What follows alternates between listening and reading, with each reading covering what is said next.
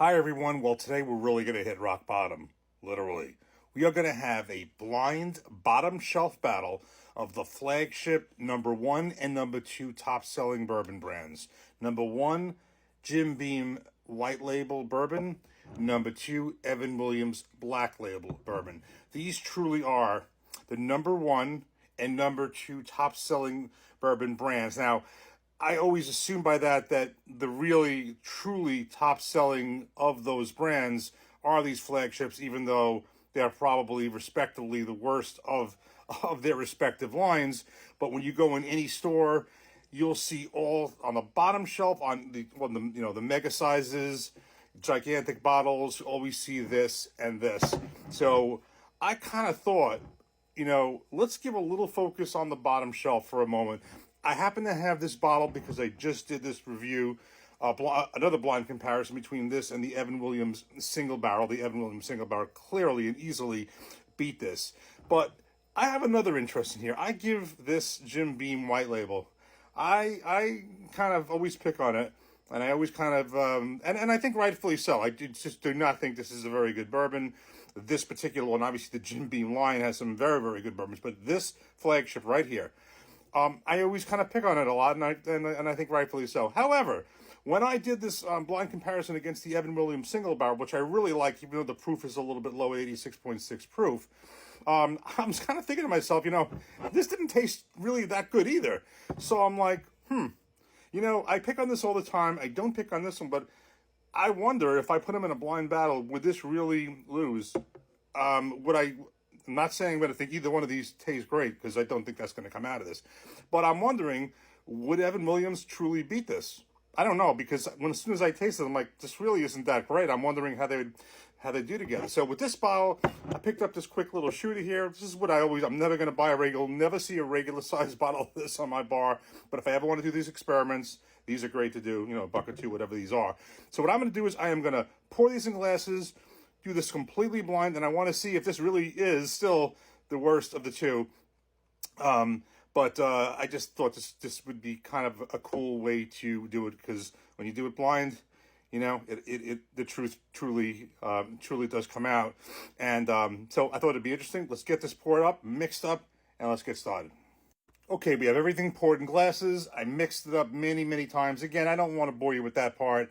Trust me, this is all mixed up. I have no clue which glass is which. I do want to note one thing, though, that gives the Evan Williams, just before I even taste anything, one leg up on the Jim Bourbon, aside from the fact that this is why I have to do this blind, because my perception is automatically going to make me think the Evan Williams is better. So this has to be done blind, because I have such a bias against this. But that's not the point. What gives this one leg up is the proof. So the Evan Williams Black Label is 86 proof, and the Jim Beam White Label is 80 proof. And I've read about them. They kind of said, well, these are the flagships. These two truly are, a direct competition with each other. And this is one, this is two. And it's interesting because you have the White Label here, and you have the Black Label here, whereas a step up from this is the White Label, the bottled and bond White Label, and a step up from this is the extra age Black, which I think now is the 7-year, and this is Black. So, but anyway, they always say that these are not even proofs. Evan Williams has 86 proof; they have 80. So there's a leg up on that. But let's put that aside. I think in a blind, that 6 points can get washed over if I like one or the other better. So we are going to get this started. I'm just going to randomly pick one here. And I'm not even going to, I should have brought water, but let's just do this. Okay. All right. Automatically, I think this could end up being easier, but I'm going to try to really be objective, because I really do know what the Evan Williams nose is, and Jim Beam's are pretty obvious too, but. All right, let me taste this. Cheers.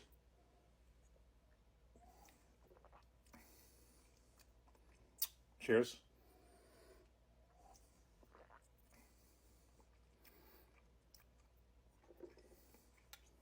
I'm gonna do one thing, get some water. Okay, I'm back. I always start this off with that water, and then I always think that I should have it, because I think it's important. So let me do this in order again.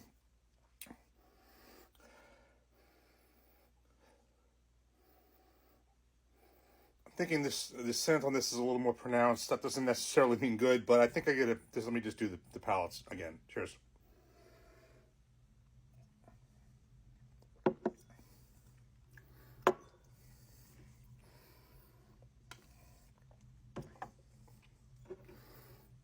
And this one.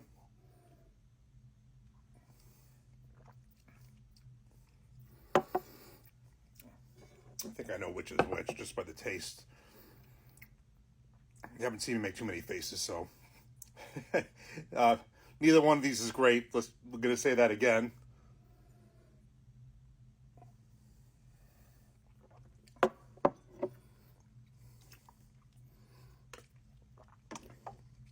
And then this one, and then we're going to decide.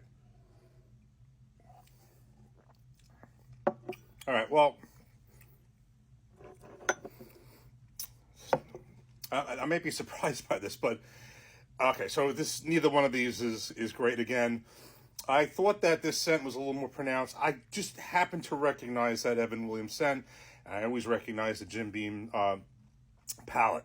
So I'm thinking this is Evan Williams by the scent of it and also the taste of it. This is, I think, of the two of them, the proof, if I'm correct. Maybe I should see if I'm correct first. I think that, I mean, I don't know which is which for sure, because until I see it, but of the two of them, I don't know. This one actually isn't as offensive, you know. I have a weird feeling that I'm going to say this is Jim Beam's and this is Evan Williams. So I'm going to say that, let me just do this once more.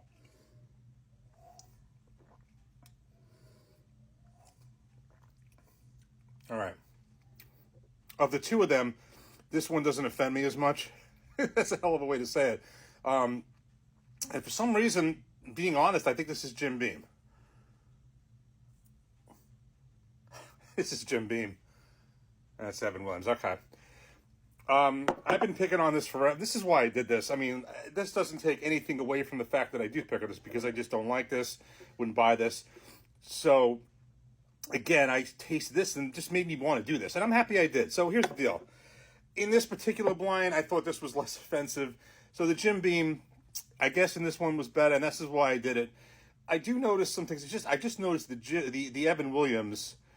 It just the mouth taste feels just something bitter in it. Which is when I did the single barrel, the Evan Williams single, I did say it's much more refined. It evens that out. It's double the aging. I'm going to assume these are about the same amount of age, 4 years, give or take. But when I taste this Evan Williams Black Label now, and again, I wanted to have a disclaimer here. The Evan Williams Bottled and Bond 100 proof is definitely better than this. And the Evan Williams Small Batch, the 1783 90 proof is definitely better than this. So this is literally and purely this comparison, because I think either one of the other two, I'm not even going to talk about the single barrel, I know that, but the other two I think would be better, but we're just doing the flagship. So I would say, I do notice more of a bitter taste. This always has that off-putting peanut taste. I think the Jim Beam is thinner than the Evan Williams, even though this is not like a really, terrific mouthfeel. The Jim Beam is a thinner mouthfeel. The Evan Williams has more of there's some type of a bitter taste in it. I think the nose is a little more mellow on the Jim Beam. So I guess we'd call this, I was able to pick them out. I'm a little biased, not even without the labels. I know the Jim Beam taste profile. I know the Evan Williams taste profile. I know the way they nose. So, I wouldn't want to call it a draw. I gave Jim Beam a little edge here. So maybe I won't pick on it as much. And if I'm going to do that, I'll make sure I pick on this just as much, if not more. But, here's another example of where a blind could surprise you. The surprise is minimal here because these are both, again, budget. They are what they are. Obviously, other bourbons in their lines are much better. Certainly Heaven Hill products, great Jim Beam products, all the rest. But for these two, all right, we'll give it its due for today between these two. I guess that's why it's number one. This is number two, but neither are a buy, and I don't think we'll be doing too many more of these. Cheers. Take care. Thanks for watching.